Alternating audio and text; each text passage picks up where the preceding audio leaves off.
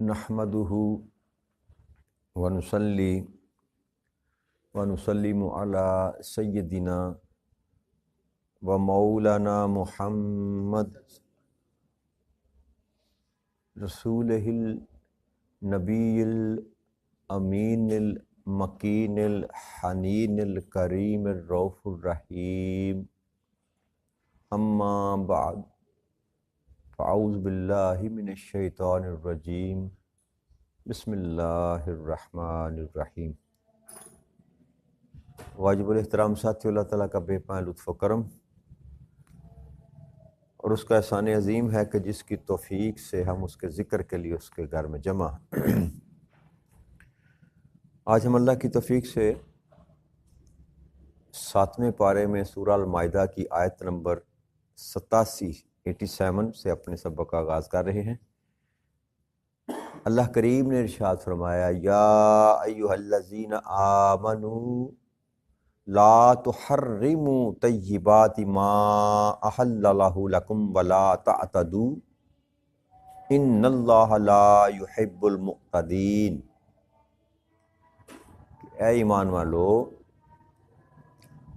جو پاکیزہ چیزیں اللہ کریم نے تمہارے لیے حلال کی ہیں انہیں اپنے اوپر حرام مت ٹھہراؤ اور نہ حد سے بڑھو، بے شک اللہ حد سے تجاوز کرنے والوں کو پسند نہیں فرماتا۔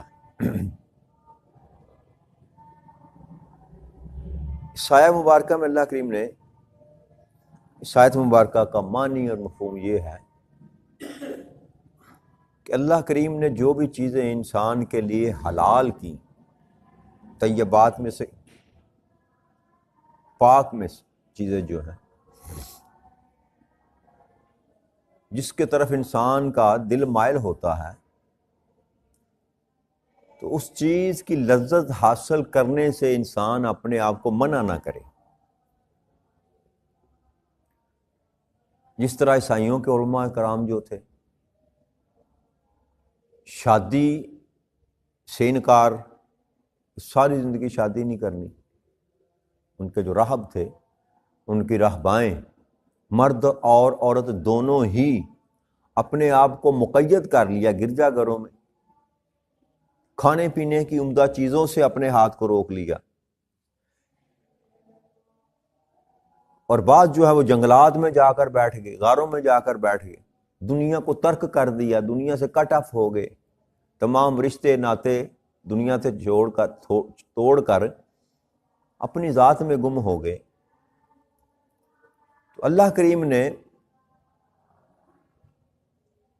مطلقاً یہ حکم دے دیا کہ جس چیز کو میں نے تم پر حلال کیا ہے اس کو اپنے اوپر مت حرام کرو، اور دوسرا فرمایا کہ اعتدال میں رہو، حد سے نہ بڑھو۔ جیسے سورہ بقرہ میں اللہ کریم نے ارشاد فرمایا تھا کہ ایمان والو، پاکیزہ چیزوں میں سے جو ہم نے تم کو دی ہیں، اللہ کا شکر ادا کرتے ہوئے ان کو کھاؤ اور پیو۔ اور کئی مقامات پر اللہ کریم نے اس کا ذکر کیا کہ ایمان والو، طیبات میں سے، حلال چیزوں میں سے جس چیز سے تمہارا دل کرے کھاؤ اور پیو، مگر اسراف نہ کرو۔ اسراف بھی اسی کو کہتے ہیں کہ حد سے بڑھ جانا،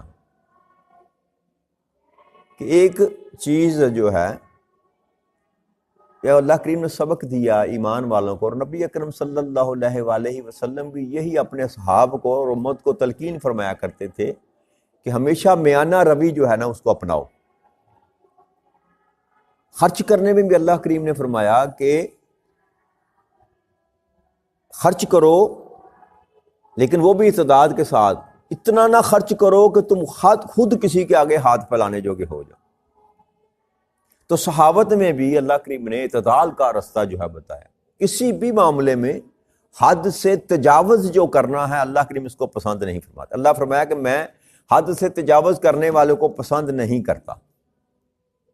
اسی طرح فضول خرچی کرنا، کہ گزارا ہوتا ہے 2000 3000 4000 میں 5000 میں، تو 50,000 یا 60,000 یا 70,000 روپیہ خرچ کر دینا، جو آج کل ہمارے گھروں میں عام ہے، شادی بیاہ کے معاملے میں ہوں یا ویسے دنیا کو دکھانے کے لیے۔ تو ہمارے معاشرے میں تو آج کل برانڈ کا جو ہے نا وہ چل رہا ہے سلسلہ، برانڈ۔ وہ سوٹ جو 2,000 میں آپ کو میسر آ سکتا ہے، 3,000 میں میسر آ سکتا ہے، وہی سوٹ 35,000 کا پہن کر بس لوگوں کو بتانا کہ یہ میں نے فلاں شاپنگ مال سے خریدا تھا اور فلاں برانڈ سے خریدا تھا۔ تو یہ بھی حد سے تجاوز کرنا ہے، اور یہ بھی اسراف کے زمرے میں آتا ہے۔ انسان خود اس بات کا تعین کر سکتا ہے کہ یہ جو میں کر رہا ہوں کیا یہ جائز ہے کہ ناجائز ہے۔ اللہ کریم نے آپ کو جو مال عطا کیا نا، یا مجھ کو جو کچھ عطا کیا، وہ فقط میرے ہی لیے نہیں ہے۔ ہم اسراف اس لیے کرتے ہیں، ہم دکھاوا اس لیے کرتے ہیں، ہم ضرورت سے زائد اس لیے اپنی ذات پر خرچ کر جاتے ہیں کہ ہم یہ سمجھتے ہیں کہ شاید یہ سارا کچھ رب کریم نے مجھ کو میرے ہی لیے دیا ہے۔ ایسا نہیں ہے۔ جب آپ اس میں سے دوسروں کا بھی حصہ ملا لیں گے، ڈال لیں گے، تو پھر آپ سوچیں گے خرچ کرتے ہوئے کہ یار میں نے اپنے لیے تو یہ سوٹ پسند کر لیا، اس کی قیمت 10,000 ہے، اس میں سے اگر 2,000 یا 3,000 کا سوٹ میں کسی اپنے کزن کے لیے، کسی اپنے دوست کے لیے، کسی اپنے ہمسائے کے لیے، ہمسائے کے بچے کے لیے اگر لے لوں تو میرا بھی نظام چل جائے گا اور اس کو بھی کپڑے میسر آ جائیں گے۔ تو پھر انسان اسراف سے بچنا جو ہے نا شروع ہو جاتا ہے۔ لیکن یہ تب ہوتا ہے کہ جب اللہ کریم کی یہ جو بات ہے نا کہ حد سے نہ بڑھو، اس کی حقیقت کو، اس کی حکمت کو اللہ بندہ جو ہے وہ جان لے، تو بندہ پھر 1000 قسم کی جو ہے نا یہ خرابیاں اس سے بچ جائے گا۔ اور یہ کیپٹلزم کا زمانہ ہے، یہاں پر تو دھوکہ دے کر آپ سے پیسے چھینے جا رہے ہیں، اور ہم سادہ لوگ ہیں، نمائش کے معاملے میں، لوگوں کو دکھاوے کے معاملے میں، خاص کر ہمارا جو معاشرہ ہے نا یہ ہے ہی دکھاوے کا معاملہ سارا۔ ہم کپڑے بھی پہنتے ہیں تو لوگوں کو دکھانے کے لیے، اپنی ذات کو خوش کرنے کے لیے ہم اپنا پہناوا بھی استعمال نہیں کرتے، پہناوا بھی استعمال کرتے ہیں کہ لوگوں کو دکھایا جائے کہ میں نے اتنے مہنگے کپڑے پہنے ہوئے۔ گڑی خریدی تو وہ خریدنی ہے جو لوگوں کو ایسے کر کے بتایا جائے کہ یہ میں نے 10 لاکھ کی گڑی پہنی ہوئی ہے۔ تو یہ سارے جو معاملات ہیں نا، یہ سارا شیطان کا جو جمبیلا ہے جو اس نے ڈال رکھا ہے، اسی سے ہی تو رب کریم منع فرما رہا ہے۔ اللہ کہتا ہے کھاؤ پیو، قولوا واشربوا ولا تسرفوا، کھاؤ پیو جو تمہارا دل کرتا ہے لیکن اسراف نہ کرو۔ اور یہاں اللہ نے فرمایا کہ حرام نہ کرو اپنے اوپر ان چیزوں کو جن کو اللہ نے حلال کیا۔ آپ کو پسند نہیں ہے تو آپ اوپر، جیسے نبی اکرم صلی اللہ علیہ وآلہ وسلم نے ایک دفعہ اپنے اوپر شہد کو کہا میں آج کے بعد نہیں کھاؤں گا، تو اللہ کریم نے فوراً حکم فرمایا کہ نہیں میرے محبوب، جن چیزوں کو میں نے حلال کیا ہے ان کو حرام اپنی ذات پر مت کیا کریں، مت کریں۔ تو نبی اکرم صلی اللہ علیہ وسلم نے وہ اپنی جو تھی بات واپس لے لی۔ تو ہمارے بھی اسی طرح کے معاملات ہیں، جو ہمیں پسند نہ آئے تو ہم کہتے ہیں نہیں جی نہیں۔ ہمارے دینی معاملات میں، عقائد کے معاملات میں بھی ہم حد سے تجاوز کر جاتے ہیں۔ مثلا ہمارے معاشرے میں ایک مقتدہ فکر ہے، وہ یہ جو لنگر وغیرہ پکاتے ہیں، نیاز وغیرہ پکاتے ہیں، دیگ پکائی کسی نے امام حسین کے اصالہ ثواب کے لیے، دیگ پکائی کسی نے جشن عید میلاد النبی کے لیے، دیگ پکائی کسی نے اپنے ماں باپ کے اصالہ ثواب کے لیے، تو ایک تب مکتبہ فکر ایسا ہے جو کہتا ہے یہ حرام ہو گیا، اس کو کھانا جائز نہیں ہے۔ یہ بھی حد سے تجاوز کرنا ہے۔ اللہ کا رزق کبھی حرام نہیں ہوتا ہے جب تک اللہ کے بنائے ہوئے قانون کے مطابق اسی کو کسی غیر اللہ کے نام پر ذبح نہ کیا جائے۔ منسوب کرنے سے، میں پہلے بھی شاید آپ سے یہ بات کر چکا کہ منسوب کرنے سے حلال رزق حرام نہیں ہوتا۔ لہذا یہ جو ہم نے اپنے تائیں جو شریعت کو نکال دیا ہے نا، چونکہ اس پر حضور شیخ عبد القادر جیلانی غوث اعظم کا نام لیا گیا، جی دیگ کہیں پر پڑی ہوئی ہے، دیگ نائی کی دکان پر پڑی ہوئی ہے، ہم یہاں پر بیٹھ کر دعا کر رہے ہیں اگر اصالہ ثواب کے لیے، تو وہاں نائی کی دکان پر پڑی ہوئی دیگ ہی حرام ہو گئی۔ ایسا ہی ہے کہ نہیں ہے؟ اچھا، اور کلو 10ویں 40ویں کا جو ہم پکاتے ہیں وہ حلال ہے، وہ جو میں اپنی ماں باپ کے اصالہ ثواب کے لیے پکاتا ہوں کلو کو یا 10ویں کو یا 40ویں کو، اس کو کوئی حرام نہیں کہتا، وہ سارے ہی کھا جاتے ہیں۔ لیکن جب جشن عید میلاد النبی صلی اللہ علیہ وسلم کے لیے دیگ پکائی جائے کہ میں سرکار کی آمد کی خوشی میں یہ لنگر تقسیم کر رہا ہوں، تو وہ حرام ہو جائے گا۔ تو یہ جو من چاہی تعویلات ہیں نا، کہ اپنے اوپر حرام کر لینا، ہاں بھائی اللہ کی حلال چیزوں کو حرام کر، اللہ نے فرمایا کہ جس چیز پر ذبح کرتے ہوئے کسی غیر کا نام پکارا جائے، یا تھان پر رکھ کر، جہاں پر بتوں کے قدموں میں یا بتوں کے لیے جو تھان بنائے جاتے تھے جن کو چبوترا کہتے ہیں، مخصوص جگہ جو کی گئی ہے غیر اللہ کے لیے، بتوں کے لیے، جہاں پر وہ نصب کرتے تھے یا انہوں نے چبوترے بنا رکھے تھے جہاں پر وہ قربانی کرتے تھے، اس تھان پر جو قربانی ہے وہ بھی آپ کے لیے جائز ہے۔ کیوں؟ کہ وہ بتوں کے لیے آپ نے قربان کی، حبل کا نام پکارا، عزا کا نام پکارا، کالی ماں کا نام پکارا، شیراں والی کا نام پکارا، مندر پر چڑھاوا ہے، وہ سارے کا سارا حرام ہو گیا آپ کے لیے۔ لیکن کسی کی نسبت سے کبھی بھی کوئی کھانا حرام نہیں ہوتا۔ شادی بیاہ یہ ولیمہ ہم کرتے ہیں نا جی، تو ولیمہ بھی تو کسی کی نسبت ہے، بھئی آپ کو کھانے کی دعوت ہے، کس کی؟ یا میرے بیٹے کا ولیمہ ہے، تو وہ جو کھانا آپ نے بنایا اس کی نسبت کس سے ہوئی؟ آپ کے بیٹے کے ساتھ۔ سیدھی سی بات ہے، کوئی اس میں راکٹ سائنس نہیں ہے۔ نسبت تو اس کھانے کی بھی آپ کی بیٹے کی شادی کے ساتھ ہوگی، آپ اللہ کے لیے تو نہیں وہ کر رہے کہ اللہ کے لیے کر رہے ہیں۔ تو جب غیر اللہ کے ساتھ نسبت ہوگی تو کیا ولیمے کی روٹی بھی نجائز ہو جائے گی؟ لہذا اعتدال کا رستہ اپنانا چاہیے۔ آپ کو نہیں پسند نا، آپ نہ کھائیں، آپ کو نہیں پسند، آپ سمجھتے ہیں کہ نہیں یار میں نہیں کھانا، نہ کھائیں، لیکن اس پر حرام کا فتویٰ آپ نہیں لگا سکتے، اللہ اس کی اجازت نہیں آپ کو دے رہا۔ جس کو اللہ نے حلال کیا آپ اس کو حرام نہیں کر سکتے، اور اسی طرح جس کو اللہ نے حرام کیا اس کو کائنات میں کوئی حلال یا اللہ کر سکتا ہے یا اللہ کا رسول کر سکتا ہے۔ اتھارٹی بس دو ہستیوں کے پاس ہے، حرام کو حلال کرنا یا حرام کو حلال کرنا۔ اللہ کریم نے یہ اتھارٹی اپنے محبوب کے سوا کسی کو دی ہی نہیں ہے۔ کائنات ارض و سما میں کوئی فتویٰ نہیں دے سکتا کہ یہ حرام ہے، جس کو اللہ کریم نے حلال کیا۔ لہذا ان جھنجھٹوں میں مت پڑا کریں، اللہ کریم نے کھول کر وضاحت کے ساتھ بیان کر دی۔ قرآن کریم کی کئی آیات ہے، کچھ ہم نے پڑھ لی، کچھ آگے بھی آئیں گی۔ اللہ نے ایک ایک چیز کا نام لے کر کہہ دیا یہ بھی حرام ہے، یہ بھی حرام ہے، یہ بھی حرام ہے، یہ بھی حرام ہے، باقی کھاؤ پیو موج کرو۔ لہذا اپنی زندگیوں کو تنگ نہ کریں، اپنے آپ کو خود ساختہ قانون بنا کر اپنی زندگیوں کو پریشانی میں نہ ڈالیں، یہ ہے حد سے بڑھنا۔ جب اللہ کو کہتا ہے، اللہ کا رسول کہتا ہے کھاؤ پیو موج کرو۔ ایک صحابی تھے نبی اکرم صلی اللہ علیہ وآلہ وسلم، بلکہ اس سے پہلے ایک اور حدیث مبارک سنا دیتا ہوں آپ کو۔ نبی اکرم صلی اللہ علیہ وسلم کی ازواج جو تھی نا،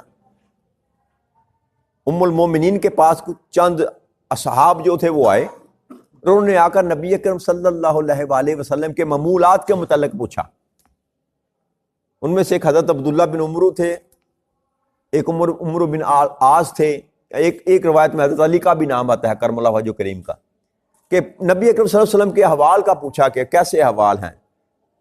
تو ام المومنین نے بتایا وہ دن کیسے گزارتے ہیں، رات کیسے گزارتے ہیں، کھاتے کیا ہیں، روزے رکھتے ہیں۔ یہ سارا معاملہ نبی اکرم صلی اللہ علیہ وسلم کی حیات کا جب دنوں شب و روز کا بتایا، تو ان میں سے ایک نے کہا کہ میں ان کے آقا کے مقابلے میں تو میری عبادت بہت کم ہے، آقا کے مقابلے میں ہماری عبادت تو بہت کم ہے، لہٰذا آج سے ہمیشہ میں ساری رات نماز پڑھا کروں گا، ہمیشہ ساری رات نماز پڑھوں گا۔ دوسرے نے کہا کہ نبی اکرم صلی اللہ علیہ وسلم کے مقابلے میں ہم تو روزے رکھتے ہی کوئی نہیں، لہٰذا آج سے میں ہمیشہ روزہ رکھوں کروں گا، روزانہ روزہ رکھا کروں گا۔ اور تیسرے صحابی نے کہا کہ میں ہمیشہ اپنی ذات کو عورتوں سے الگ کر کے رکھوں گا، یعنی کہ شادی نہیں کروں گا، بغیر شادی کے رہوں گا۔ تو رسول اکرم صلی اللہ علیہ وسلم اسی اسنا میں آپ تشریف لے آئے۔ جب آقا کریم صلی اللہ علیہ وسلم نے ان کی یہ باتیں سنی تو انہوں نے کہا کہ میں تم میں سب سے زیادہ اللہ سے ڈرنے والا ہوں، اور تم میں سے سب سے زیادہ متقی بھی ہوں، لیکن میں روزہ بھی رکھتا ہوں اور کھاتا پیتا بھی ہوں، یعنی کہ افطار بھی کرتا ہوں، یہ نہیں کہ بس روزے ہی رکھے جا رہے ہیں، روزہ بھی رکھتا ہوں اور کھاتا پیتا بھی ہوں، نماز بھی پڑھتا ہوں اور سوتا بھی ہوں، اور عورتوں سے شادی بھی کرتا ہوں۔ سو جس نے میری سنت سے اعتراض کیا وہ میرے طریقے پر نہیں۔ یہ ہے اعتدال کا رستہ.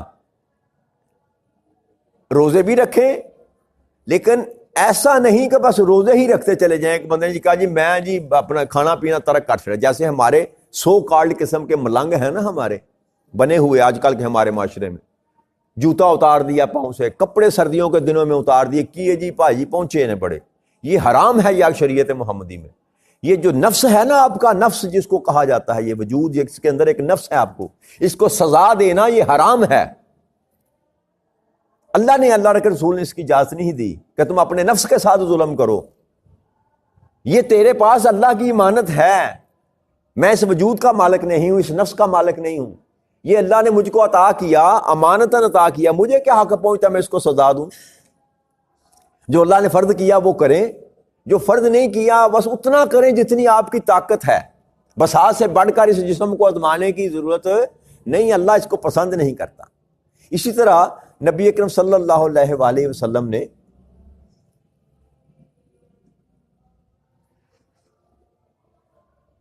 حضرت عائشہ صدیقہ رضی اللہ تعالیٰ بیان فرماتی ہیں کہ میرے پاس, امام احمد بن حنبل نے اس کو بیان کیا اس روایت کو, کہ میرے پاس خویلہ بنت حکیم ایک عورت تھی, مسلمان عورت صحابیہ, وہ میرے پاس جو ہے بیٹھی ہوئی تھی, جو حضرت عثمان بن مظعون, یہ بھی صحابی تھے رضی اللہ تعالیٰ عنہ, ان کی بیوی تھی, ان کے نکاح میں تھی. تو میرے پاس وہ آئیں, میرے پاس بیٹھی ہوئی تھی. اسی اثناء میں نبی اکرم صلی اللہ علیہ وآلہ وسلم تشریف لے آئے. تو اس عورت کا حال دیکھ کر نا کہنے لگے عائشہ رضی اللہ تعالیٰ عنہا, اس کا کیا حال ہے, اس کی حالت اتنی ابتر کیوں ہے؟ تو میں نے کہا اے اللہ کے حبیب, اے اللہ یا رسول اللہ صلی اللہ علیہ وآلہ وسلم, جس عورت کا خامد دن کو روزے رکھتا ہو اور ساری رات نماز پڑھتا ہو, وہ عورت اسی طرح کی ہوگی جس کا خامد ہی نہ ہو. یعنی کہ دن کو روزہ رکھ لیا مرد نے, رات کو ساری رات مصلے پر کھڑا ہو گیا. تو حضرت عائشہ فرماتی ہیں کہ یا رسول اللہ, وہ عورت تو ایسی ہی ہے جیسے کہ اس کا خامد نہ ہو. پھر رسول اکرم صلی اللہ علیہ وسلم نے حضرت عثمان بن مظعون کو بلا لیا, پیغام دے کر بلایا, اور جب حضرت عثمان تشریف لائے تو آپ نے فرمایا عثمان کیا تم میری سنت اعتراض کرنے والے ہو؟ انہوں نے کہا کہ یا رسول اللہ وسلم یہ کس طرح ہو سکتا ہے؟ باخدا یا رسول اللہ وسلم یہ کیسے ہو سکتا ہے؟ میں تو آپ کی سنت کا طالب ہوں. تو آپ نے فرمایا کہ یاد رکھ میں سوتا بھی ہوں اور نماز بھی پڑھتا ہوں, روزہ بھی رکھتا ہوں اور کھاتا پیتا بھی ہوں, اور عورتوں سے نکاح بھی کرتا ہوں. اے عثمان اللہ سے ڈرو, کیوں کہ تمہارے اہل و عیال کا بھی تم پر حق ہے, اور تمہارے مہمان کا بھی تم پر حق ہے, اور تمہارے نفس کا بھی تم پر حق ہے. یہ جو تیری جان ہے نا, اس کا بھی تیرے پر حق ہے. اس لیے تم روزہ بھی رکھو اور کھاؤ پیو بھی, اور نماز بھی پڑھو اور سو بھی. یہ ہے اعتدال کا رستہ جو نبی اکرم صلی اللہ علیہ وسلم نے تلقین فرمایا. اس آیہ مبارکہ کی دلیل کے طور پر میں آپ کو بتا رہا ہوں. اللہ نے فرمایا کہ جو کچھ میں نے حلال کیا, ایک تو ان کو ترک نہ کرو, چھوڑو نہ ان کو, اور دوسرا حد سے تجاوز نہ کرو. جو ہم منت مان لیتے, نبی اکرم صلی اللہ علیہ وسلم کے پاس کوئی ایک صحابی آئے, انہوں نے منت مانی کہ میں پیدل حج کروں گا, میں پیدل حج کروں گا. تو نبی اکرم صلی اللہ علیہ وسلم کے پاس جب یہ بات آئی تو آپ نے منع فرمایا.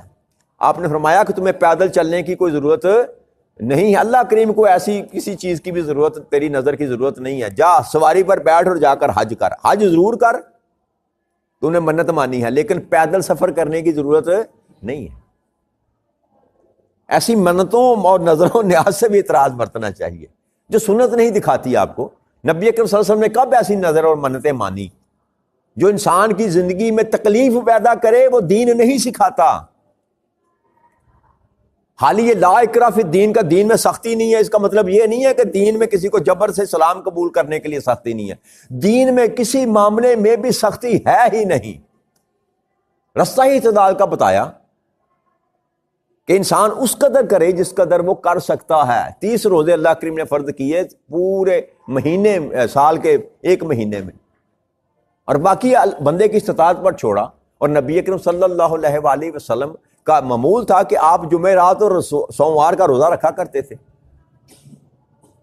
اور صحابی رسول بھی رکھا کرتے تھے۔ اس سے زیادہ نہیں، اس سے زیادہ نہیں۔ کیوں کہ جب آپ روزہ رکھیں گے، رات کو جاگیں گے، تو نہ آپ اپنے کام کے ساتھ انصاف کر پائیں گے، نہ لوگوں کے ساتھ انصاف کر پائیں گے، نہ اپنے اہل و عیال کے ساتھ انصاف کر پائیں گے، نہ اپنی ازواج کے ساتھ انصاف کر پائیں گے۔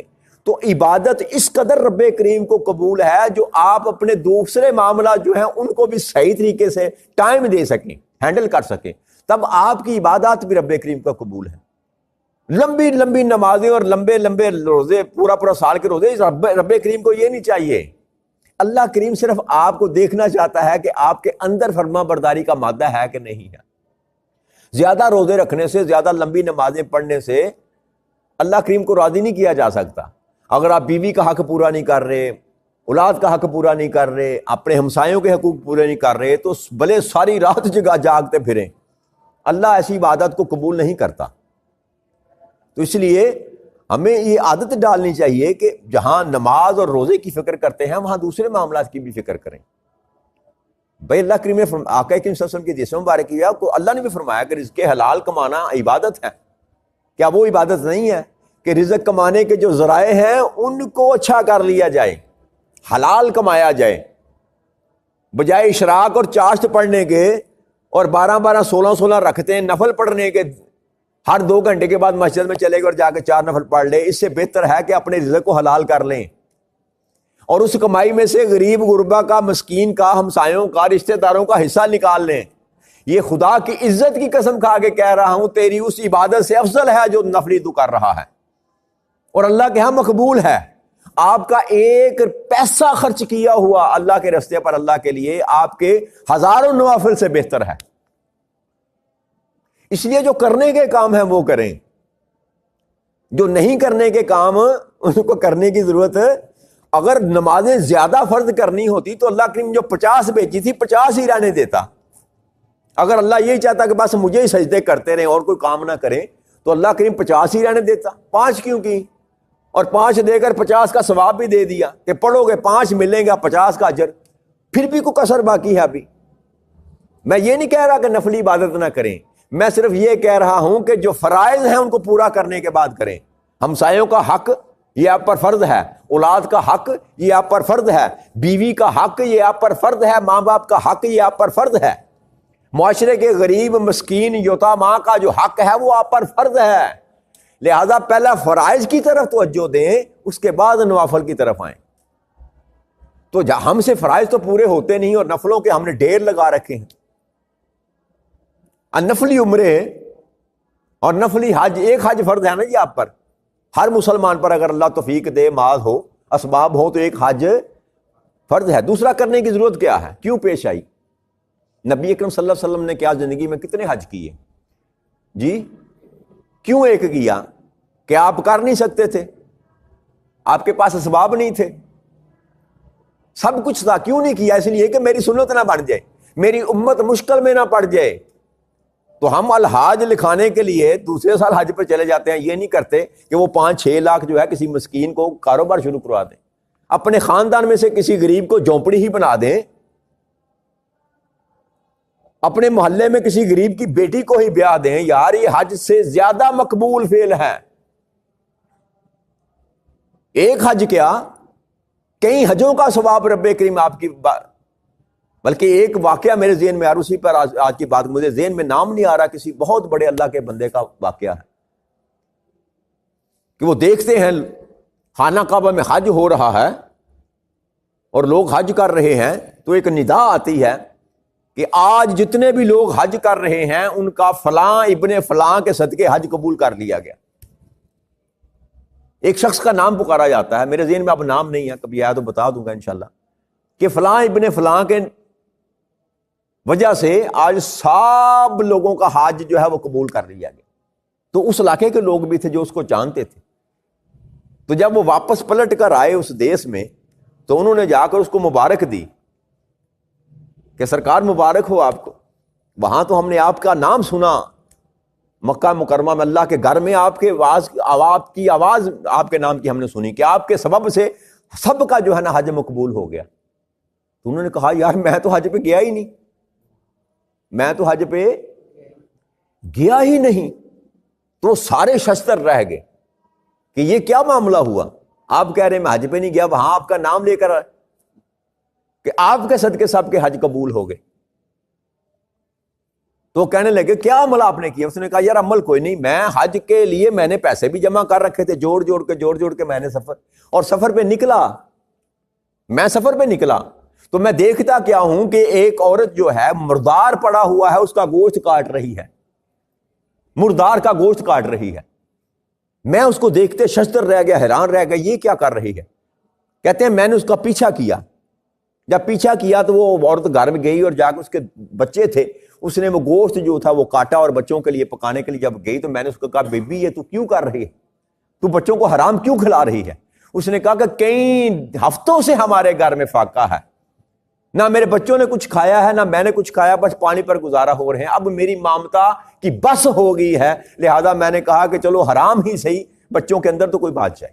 تو وہ کہنے لگے کہ میں نے وہ سارا جو پیسہ تھا وہ میں نے اس اپنی عورت کو دے دیا، میں نے کہا تو اپنے بچوں کے لیے کھانے پینے کا بندوبست کر، باقی زندگی کے نظام آج اپنی بیٹیوں کی شادی بھی کر، جو کرنا ہے یہ پیسہ تو رکھ لے، اپنی زندگی کے معاملات کو درست کر لے۔ کہتے ہیں میں نے تو یہ عمل کیا ہے۔ اتنا مقبول اللہ کی بارگاہ میں وہ عمل ہوا، اللہ نے فرمایا کہ اس بندے کے صدقے سب کے حج قبول کر دیے گئے۔ یہ حقیقت ہے، یاد رکھیے گا۔ آپ اگر اللہ کی مخلوق کے لیے آسانیاں پیدا کریں گے نا تو اس سے زیادہ اللہ کریم کو کوئی آپ کا عمل مقبول نہیں ہے۔ لہذا کھائیں پیئیں موج، اللہ چاہتا ہے، اللہ کا رسول چاہتا ہے ویسے اپنی زندگیوں میں سے معاملات کو سیدھا کرنے کی بھی کوشش کریں۔ تو اللہ کریم سے دعا ہے کہ اللہ کریم ہمیں دین مبین کی سمجھ عطا فرما دے۔ وما علینا الا البلاغ المبین۔ السلام علیکم ورحمۃ اللہ وبرکاتہ۔